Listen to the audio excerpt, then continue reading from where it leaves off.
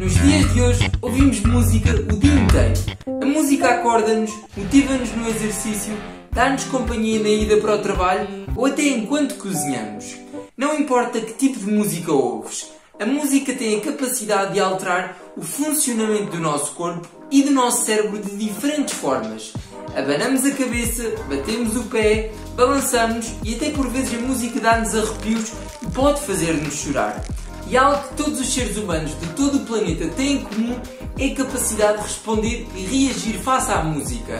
Tal como a linguagem, a música deve ser inerente ao ser humano há milhares de anos, já que o instrumento mais antigo encontrado até hoje foi uma flauta feita de osso que tem mais de 43 mil anos.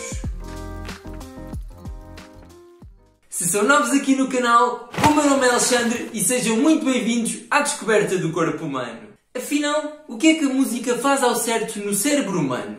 Já vários estudos com ressonância magnética funcional têm demonstrado que a música ativa praticamente todas as áreas cerebrais e que a maioria das redes neuronais são ativadas. E isto prova que aquilo que se pensava há cerca de 30 anos atrás, em que a música era apenas interpretada no lado direito do cérebro, estava errado.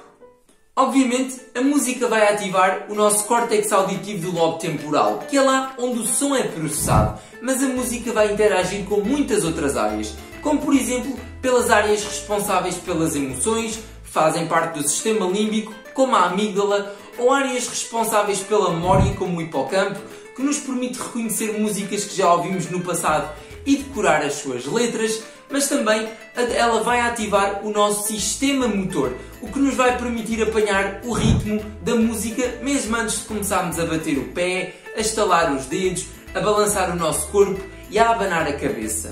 Uma dessas regiões importantes do sistema motor é o cerebelo, que coordena os nossos movimentos e também armazena a memória do movimento. E isto explica porque, por exemplo, um doente com Alzheimer pode se esquecer da sua mulher, mas caso tenha aprendido em novo a tocar um instrumento, pondo o instrumento à sua frente, ele vai tocar na perfeição. O córtex visual também vai ser ativado quando estamos a ver música ao vivo ou a ver o videoclipe da música que estamos a ouvir. Tal como os nossos músculos começam a ficar atrofiados e a perder força quando não são usados regularmente, no nosso cérebro ocorre algo de muito semelhante. As redes neuronais que são ativadas regularmente são fortalecidas, enquanto aquelas que não usamos muito vão ficando enfraquecidas. Mas como a música ativa praticamente todas as redes neuronais, já que interage com a maioria das áreas cerebrais, ela vai ter a capacidade para fortalecer estas redes neuronais e aumentar então a nossa função cerebral. E depois existe a emoção.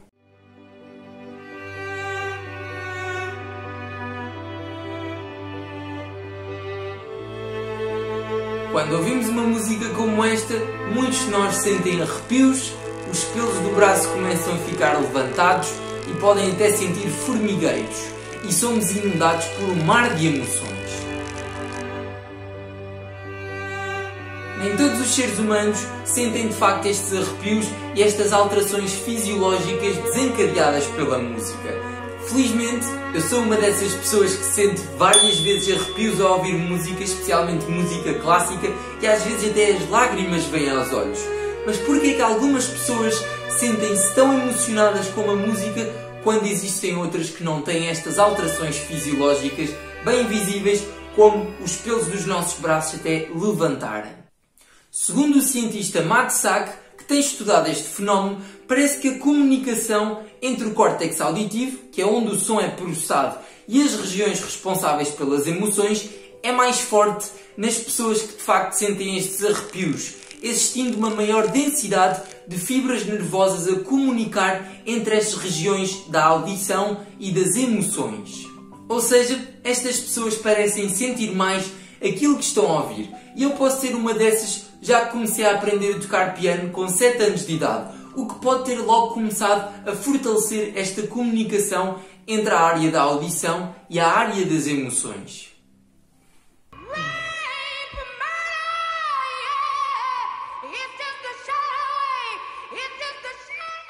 Mas porquê é que este solo da música dos Rolling Stones também desencadeia em mim e em várias outras pessoas estes arrepios, estas alterações físicas e emocionais?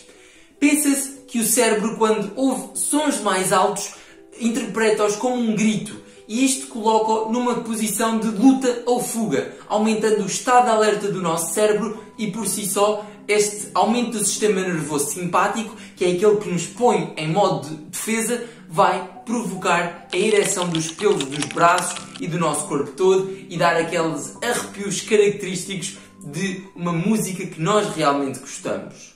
Mas a música não tem apenas o potencial ao ouvir-se, ela pode mesmo alterar a nossa percepção da realidade. Vou-vos mostrar um vídeo onde vão ver primeiro sem som e depois com duas músicas diferentes e vão definitivamente sentir-se diferentes.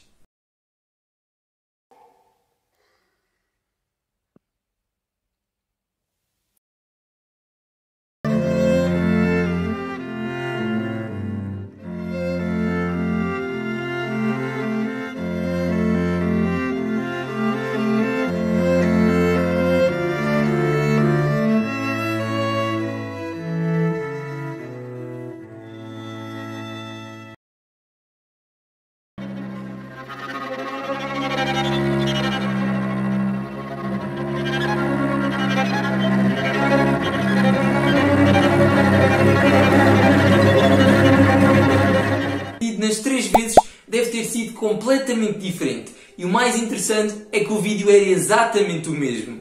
E isto explica porque é que na indústria do cinema as músicas são fundamentais para transmitir aos espectadores determinadas emoções que os cineastas querem nos fazer passar. Mas e o que acontece no cérebro de quem aprende e quem toca um instrumento? Os cientistas têm verificado em estudos com ressonância magnética funcional que o cérebro de pessoas que tocam ou estão a aprender um instrumento apresenta uma maior conectividade entre o hemisfério direito e o hemisfério esquerdo, existindo uma maior densidade de fibras, que permite com que o lado esquerdo do cérebro comunique com o lado direito e vice-versa. Também parece que quem toca instrumentos tem uma melhor capacidade para tomar decisões, resolução de problemas e até skills sociais, parecendo que a música melhora de facto bastante a cognição humana. Músicos que tocam instrumentos com cordas, como por exemplo guitarra, violoncelo ou violino, parecem ter uma maior representação cerebral do seu polegar e do quinto dedo, o que é fantástico, ou seja, tocar música altera a estrutura do nosso cérebro e não apenas a sua função. Independentemente se tocas um instrumento ou não, já deves ter sentido uma sensação de prazer ao ouvir a tua música favorita. Provavelmente mete-la a tocar vezes e vezes sem conta. Mas afinal, como é que a música gera prazer no nosso cérebro? Pensa-se que o prazer gerado pela música tem tudo a ver com aquele aumento do estado de alerta cerebral que nós falámos, onde o nosso cérebro fica no modo luta ou fuga, e em que alguns desencadeia aqueles arrepios. Mas quando a nossa parte racional do cérebro, que é esta que fica logo atrás da testa, o córtex pré-frontal, é ativado, nós percebemos imediatamente que estamos num local seguro e que não há qualquer perigo. E pensa-se que o prazer gerado da música pode ocorrer quando o nosso cérebro percebe, ok, estamos num local seguro, e isso então pode aumentar a nossa sensação de prazer. Como a música gera prazer, ela vai interagir com as nossas vias dopaminérgicas da recompensa, ativando, por exemplo, o núcleo accumbens, que vai libertar dopamina e nos vai querer ir atrás da recompensa e do prazer.